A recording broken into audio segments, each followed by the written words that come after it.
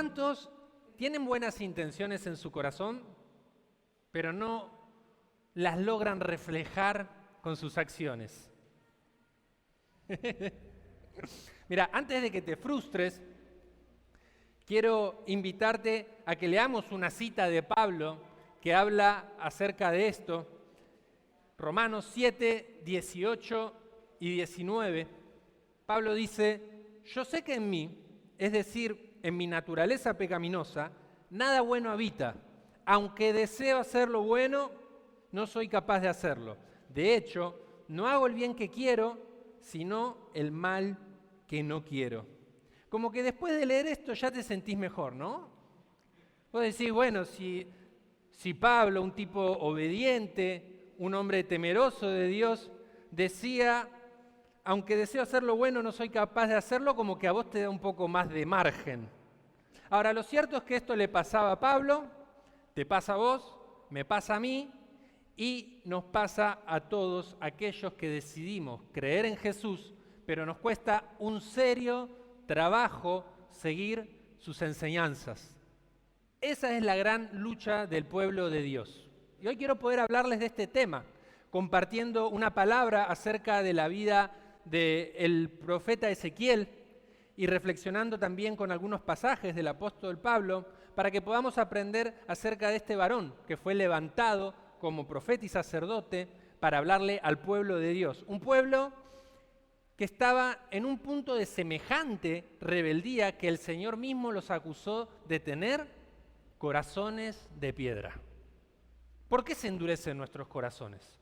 ¿Qué significa que tengamos corazones de piedra? ¿Cuáles son las consecuencias que esto genera en nuestra vida? ¿Y cómo el poder de Dios puede ayudarnos en esta debilidad? En los días en que Ezequiel fue levantado por Dios como profeta, como sacerdote, el pueblo de Israel atravesaba años de cautiverio. Quiero explicar qué es esto del cautiverio y hacerlo bien rápido, así que les pido toda su atención para que lo puedan entender y podamos avanzar con el mensaje. Israel fue un reino unido por más de 110 años. En esos años gobernaron Saúl, David y Salomón. Cuando terminó el reinado de Salomón, llegó el momento de que su hijo lo suceda en el trono. Y esto hizo que 10 de las 12 tribus de Israel no aceptaran que él tome el trono. Esas 10 tribus formaron al norte el reino de Israel, mientras que las otras 2 tribus establecieron al sur el reino de Judá. De esta manera se dividió Israel. Ambos reinos se apartaron de la voluntad de Dios y eso hizo que sean invadidos y sus habitantes sean llevados como prisioneros hacia Asiria y Babilonia. El primer sitio de Babilonia en Judá fue en el cual se llevaron a Daniel. 8 años más tarde, los babilonios volvieron a sitiar Jerusalén y llevaron 10.000 judíos, entre los cuales estaba el profeta Ezequiel. Ahora, la desdicha de Israel era producto de su rebeldía. Lo dejó en claro Dios cuando llamó a Ezequiel y le dijo las siguientes palabras. Ezequiel 2, 3, 5, Ezequiel acerca de lo que Dios le dijo. Hijo de hombre, te voy a enviar a los israelitas. Es una nación rebelde que se ha sublevado contra mí. Ellos y sus antepasados se han rebelado contra mí hasta el día de hoy. Te estoy enviando un pueblo obstinado y terco, al que deberás advertirle, así dice el Señor Omnipotente. Tal vez te escuchen, tal vez no, pues son un pueblo rebelde. Me pongo en el lugar de Ezequiel, un profeta que recibe la palabra de Dios para que le hable al pueblo, y el Señor le dice, tal vez te escuchen, tal vez no. ¡Qué bajón! Es que Dios bien sabía, desde los tiempos de Jeremías, venía anunciando que iba a haber un cautiverio de 70 años. Y los israelitas, en vez de escuchar y atender la voz de Dios, lo único que hacían era, como dice acá, volverse obstinados y tercos. Desatendían toda advertencia y lo que hacían era complicar aún más el trabajo de estos hombres de Dios que iban a advertirles. Eso hizo que el Señor los entregara a otras naciones. Hizo que el Señor aparte su mano y durante 7 décadas, oí bien, 70 años, El Señor estuvo tratando con el orgullo de su pueblo. Reflexionemos en esto. 70 años le llevó a Dios doblegar el orgullo de Israel, y no en cualquier circunstancia, lo hizo prisionero. Solo así logró que su pueblo se rinda a la voluntad del Señor y pueda limpiar sus transgresiones. Pero miren el trato que fue necesario para que esos corazones de piedra se ablanden. ¿Qué significa esto de tener corazón de piedra? Casi que es como una metáfora muy común, ¿no? Cuando alguien es como una persona muy fría, dicen tiene el corazón de piedra. Pero no ese es el sentido bíblico, y quiero poder definirlo en 3 características principales que podemos observar en el pueblo israelita en los días de Ezequiel. ¿Amén? Lo primero que caracterizaba a los corazones de piedra de los israelitas era que ellos eran insensibles, porque el Señor vez tras vez los llamaba por medio de sus profetas a arrepentimiento reiteradamente, pero ellos no atendieron, sino que rechazaron. Hay personas que al llamarlas a reconciliarse con Dios no pueden doblegar su orgullo. Por ahí es tu caso o conoces de alguien. Pero son personas que quizás han pasado por pruebas muy duras que le han arrebatado casi totalmente su confianza en Dios. Son personas que quizás aman demasiado sus caminos y no quieren entregárselos a Dios. Personas que muchas veces optan lisa y llanamente por el pecado antes que la soberanía de Dios en sus vidas. Estas personas, por más que se sienten a la deriva, muchas veces cuando uno logra hablar con ellos en intimidad, reconocen que no tiene un rumbo su vida. Así todo, estas personas son incapaces de entregarle su destino a Dios, porque se rehúsan a que sea Él quien los gobierne. Esta era la primera característica de los israelitas con corazones de piedra. La segunda era que eran injustos.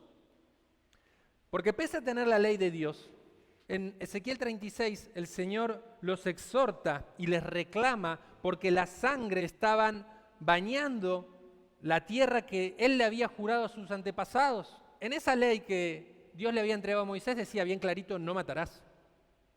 Sin embargo, este pueblo se estaba convirtiendo en un pueblo homicida. Y la persona que es injusta y endurece su corazón en injusticia, muchas veces lo hace porque perdió totalmente el temor de Dios. Personas que toman sus preceptos, sus mandamientos con total liviandad. Confunden la gracia con la obsecuencia. Y Dios no es obsecuente, Dios es justo y no tolera la injusticia. También las personas son injustas porque hacen todo según su propia conveniencia. Hay muchas personas que hacen todo según su propia conveniencia y poco les importa si lo que hacen lastima a otros. Y también estas personas casi que piensan que no va a pasar que venga juicio o corrección de Dios a sus vidas. Y la tercera característica que tenían los israelitas, por lo cual tenían corazones de piedra, era que eran idólatras. Porque tanto en el reino del norte como en el reino del sur, ambos reinados habían levantado lugares de adoración a dioses ajenos. Y quizás nosotros pensamos que la única forma de idolatrar es venerar claramente a una entidad, pero hay otras formas de idolatrar también. Hay personas que veneran cosas materiales, el auto, el dinero, personas que veneran su trabajo, personas que veneran el sexo, las adicciones. Y quizás por ahí yo te digo eso y es como que se te va en la cabeza viniendo la imagen de Leonardo DiCaprio en El Lobo de Wall Street, ¿no? El tipo que le gusta el dinero, el trabajo, el sexo, la droga.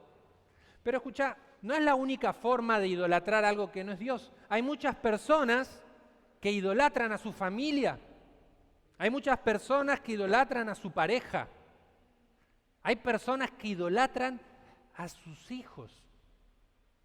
Hay personas que idolatran a los pastores. estás loco, no lo hagas. Hay muchas formas de idolatrar. Todo lo que adores en tu vida y no sea Dios, tenés que entender que compite con su preeminencia en tu corazón. Ahora fíjense en estas tres definiciones. Todo lo que tiene potencial para endurecer el corazón de los hombres. No les hablé de nada raro. Yo les hablé de que eran insensibles por falta de arrepentimiento. Yo les hablé de que eran injustos por falta de temor de Dios. Y les hablé de que eran idólatras porque amaban otras cosas antes que al Señor. Y tenemos que hablar de estas cosas que generan durezas en nuestro corazón, que se están convirtiendo como trincheras de lo malo en medio del pueblo de Dios. Cuando el corazón de los hombres se convierte en piedra, dejan de buscar relaciones de bendición con los demás. Dejan de sentir un deseo ferviente por la oración. Dejan de buscar la guía en la palabra y en los preceptos de Dios. Dejan de congregarse y abandonan el templo. Dejan de creer en Dios y desoyen sus advertencias. ¿Que cómo lo sé? Y sencillo, porque este listadito exhaustivo que armé para hoy describe al pueblo que Ezequiel tuvo que hablarle en los días de cautiverio. Existe una frase muy conocida por un escritor estadounidense que la usan mucho los predicadores, los cristianos en general, y esta frase reza lo siguiente: los problemas que tengo con la Biblia no proceden de las porciones que no entiendo, sino de las que entiendo. Avanzo en la lectura de las palabras de Pablo en la carta a los Romanos, y Romanos 7, 19, 22 dice lo siguiente: y si hago lo que no quiero, ya no soy quien lo hace, sino el pecado que habita en mí.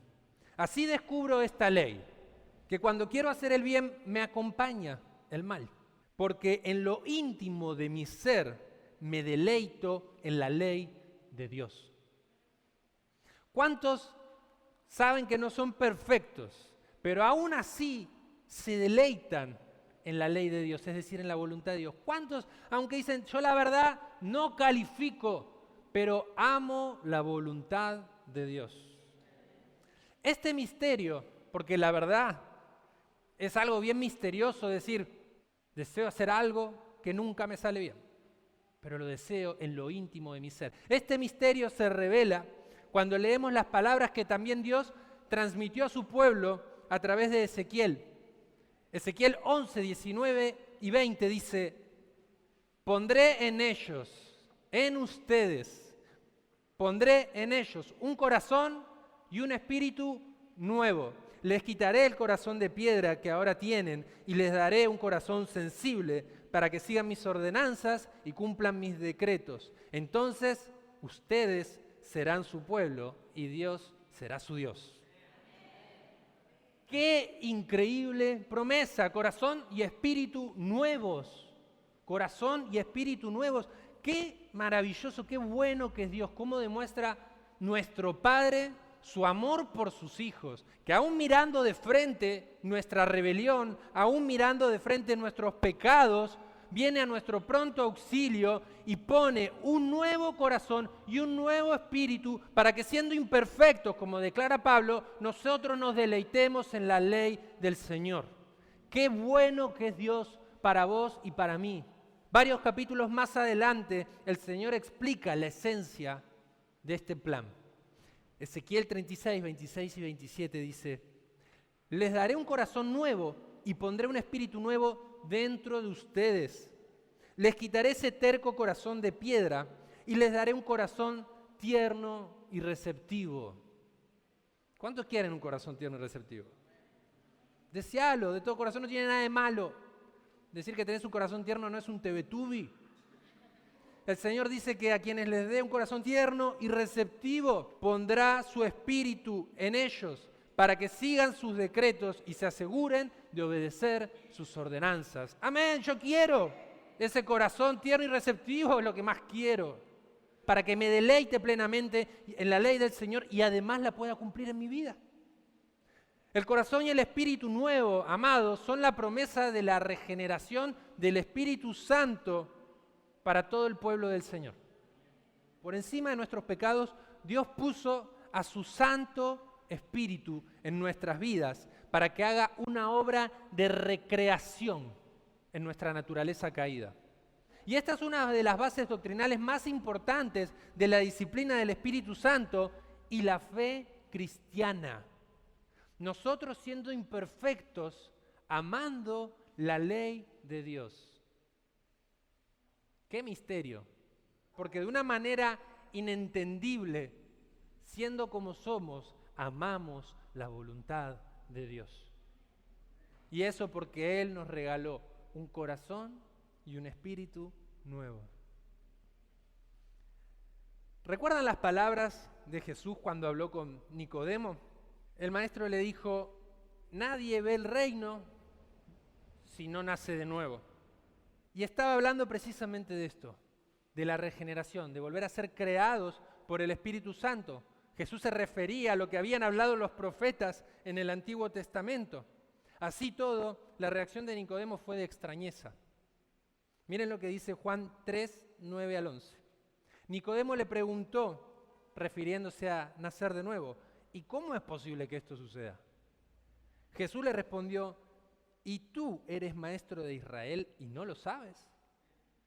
De cierto te digo que lo que hablamos, de lo que sabemos y damos testimonio de lo que hemos visto. Pero ustedes no aceptan nuestro testimonio. Me encanta Jesús diciéndole, ¿y tú eres maestro de Israel y no lo sabes? En criollo sería, ¿no leíste el libro de Ezequiel, papá? Tú que eres maestro del pueblo de Dios, ¿no lo entiendes? Es que mucha gente que conoce bien la Biblia se olvida de que su presunta santidad es un don del Espíritu de Dios.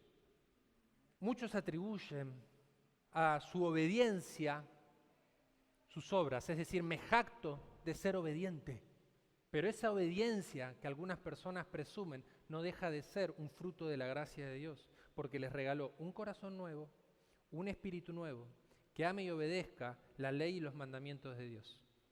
Porque el hombre por sí solo jamás podría seguir los preceptos de un Dios santo, santo, santo.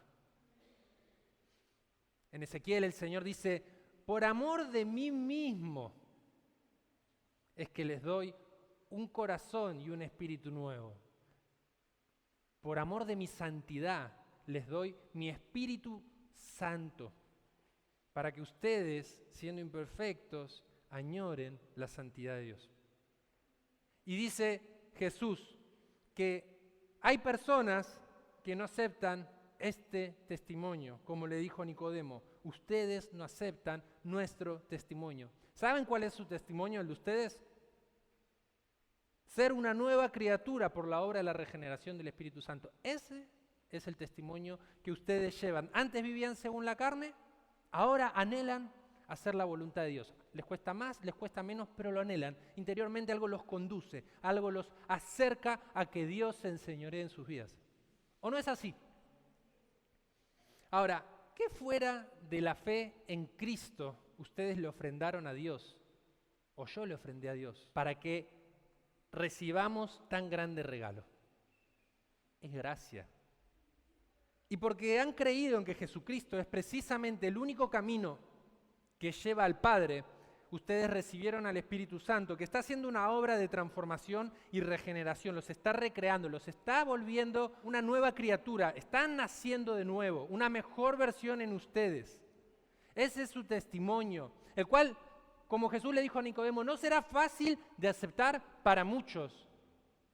Lo que Dios va a hacer en ustedes no va a ser fácil de aceptar para algunos en la familia, para algunos amigos. No será fácil de aceptar para compañeros de trabajo, incluso para personas que están dentro de la iglesia. Porque Dios lo va a hacer completo. Fiel es Dios para empezar y terminar lo que prometió. Y te estoy declarando que te vas a acercar a la voluntad de Dios como nunca antes por la obra del Espíritu Santo. Y que esto no se trata de vos, es gracia. Y el Señor lo va a hacer completo para que seas testimonio y te conviertas en una carta leída al mundo.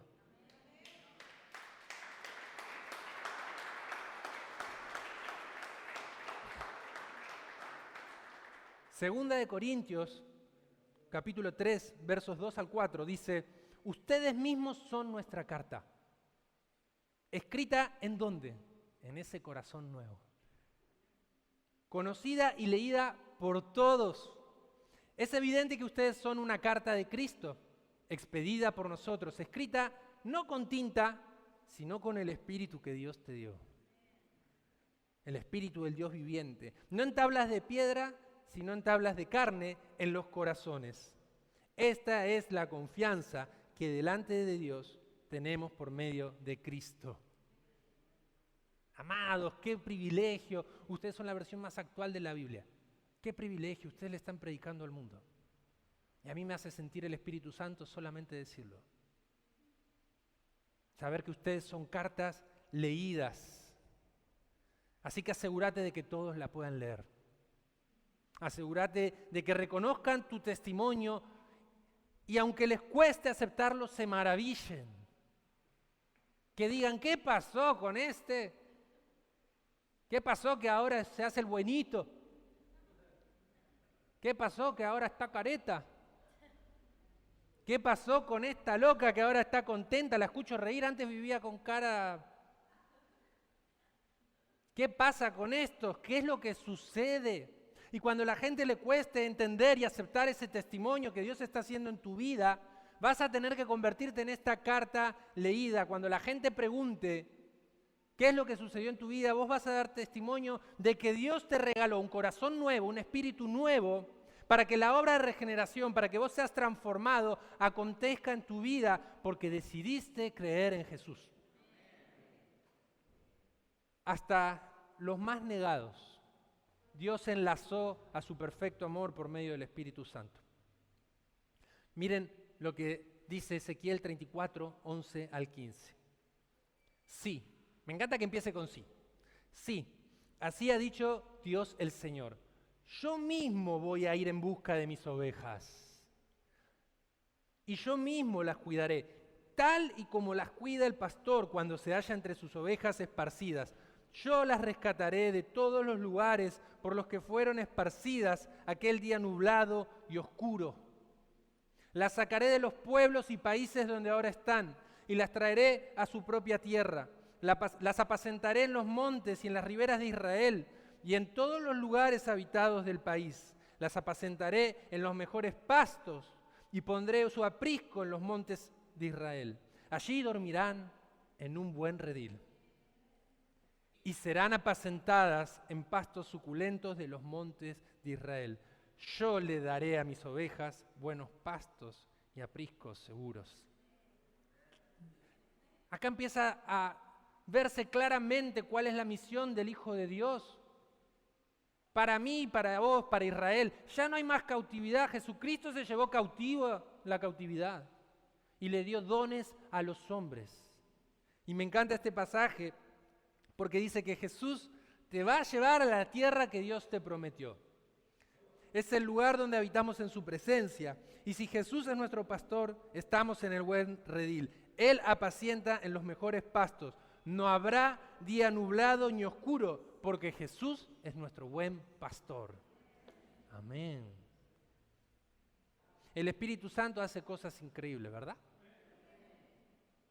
¿Cuántos miran para atrás y no pueden reconocer quiénes eran? ¿Cuántos? Esa es la prueba. Y también es señal de lo que Dios prometió en Ezequiel 36, 31. Dice: se acordarán ustedes de su mala conducta y de sus acciones perversas y sentirán vergüenza por sus propias iniquidades y prácticas detestables. Suena duro, pero realmente hay cosas que cuando mirás atrás decís, qué loco que estaba. ¿Cómo pude hacer esto? Y si fuiste conducido a arrepentimiento, y si fuiste regenerado, y si estás siendo una nueva criatura en Cristo Jesús, es porque el Señor te dio un corazón y un espíritu nuevo. A pesar de nuestra rebeldía, pueblo de Dios, Dios nos da su Santo Espíritu. Ustedes son la mayor evidencia de la promesa de regeneración del Espíritu Santo. Crean, experimenten y permitan que el Señor los transforme. Yo muchas veces cuando los miro me llena de fe. Cuando los miro escuchando la palabra, cuando los miro adorando, cuando los miro sirviendo.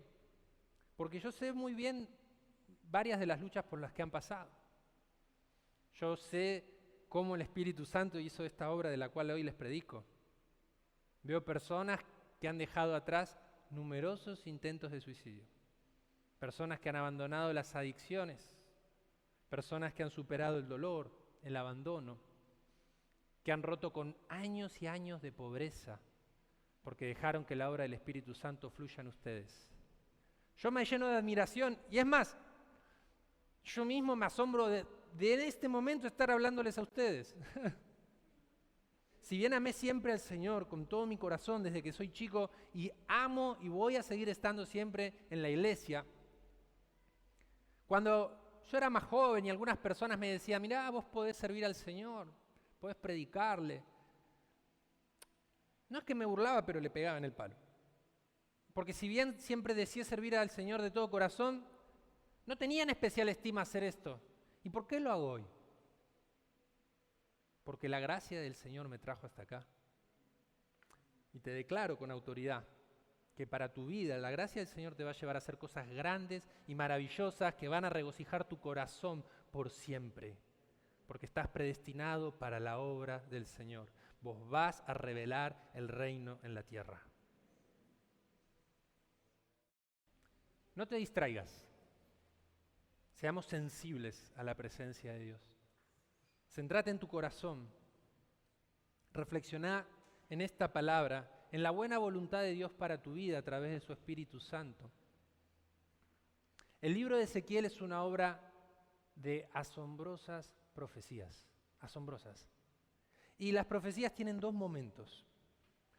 El primer momento es el del anunciamiento, en el cual Dios suelta una palabra y el hombre no sabe en qué momento va a acontecer. No lo sabe. No lo puede entender. Y después llega el momento del cumplimiento. Y si era una promesa de Dios para tu vida, qué deleite. El momento del cumplimiento. Qué gozo en nuestro corazón. Saber que estamos en los días que el Señor prometió cuando habló por el profeta.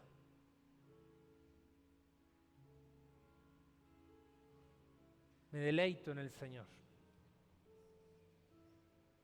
Me deleito en que me vio siendo rebelde, obstinado, terco. Y así todo me quiso regalar un corazón nuevo y un espíritu nuevo. Lo mismo para tu vida.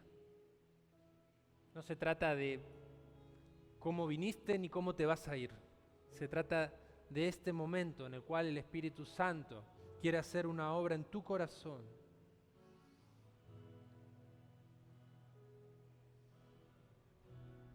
Dios aún ama de manera inexplicable al pueblo obstinado y terco. Y lo sigue yendo a buscar. Y sigue siendo ese pastor que va detrás de esas ovejas que creen que no hay oportunidad para ellas. Fiel es Dios que vivimos en los días que prometió. El profeta Joel dijo que derramará el Espíritu sobre toda carne. Y amado, vivís en esos días. Estás en el tiempo de la dispensación de la gracia. Y quizás todo lo que te carga te está haciendo olvidarte de que Dios puede hacer un milagro en este momento en tu vida. Pero necesitas rendirte. El enemigo aún trabaja en someternos, aún desea tu cautiverio. El enemigo aún quiere alejarte de Dios y él quiere ponerte cadenas de pecado. Pero gloria a Dios que envió a su Hijo Jesucristo. Él rompe las cadenas. Grande y victorioso, invencible es nuestro libertador. Ya no hay nada que te pueda apartar de la tierra que Dios te prometió. Estás en el buen redil. Todas las cadenas han sido rotas. Hoy es un día especial para que las durezas del corazón sean tratadas por el Espíritu Santo. Si querés un espíritu nuevo y un corazón nuevo, levantáis tus manos, suplicando que envíe su espíritu renovado. Reprendo toda herida de dolor, toda incredulidad que está operando en tu vida, el fruto de la muerte y el pecado, en el nombre de Cristo Jesús, la culpa y la condenación de Satanás. Todo se va por el poder del Espíritu Santo de Dios. Sos libre, sos un pueblo libre para entrar en la tierra que el Señor te prometió. Donde está el Espíritu de Dios, allí hay libertad. Y el Espíritu de Dios está en tu vida. Vos sos templo del Espíritu Santo de Dios. No va a haber entre nosotros personas insensibles, injustas o idólatras. Vamos a ser guiados por el Espíritu del Señor. Hoy volvemos a esa tierra que el Señor nos prometió. Tierra que está en nuestro corazón. Cuando Israel volvió a Jerusalén, lo primero que hizo fue reconstruir el templo. ¿Podés pedirle a Dios ahora que por medio de su Santo Espíritu reconstruya su hogar en vos? Padre, te pedimos que tu Espíritu Santo descienda, Señor. ¿Cuántas veces nuestras obras, nuestras acciones niegan el deleite que tenemos en tu buena voluntad, en tus preceptos? Pero Señor, siendo pecadores, aún así todos nos deleitamos en ti, Señor. Y aunque queremos hacer lo bueno y no nos sale, te amamos y te suplicamos que por medio de tu Espíritu Santo nos traigas de nuevo a tu tierra, que gobiernes en ella, que te enseñorees en nuestras vidas. Tú eres santo y has puesto tu santidad en nosotros. La sangre de Cristo está obrando ahora y está limpiando pecados. Porque al que mucho se le perdona, mucho ama.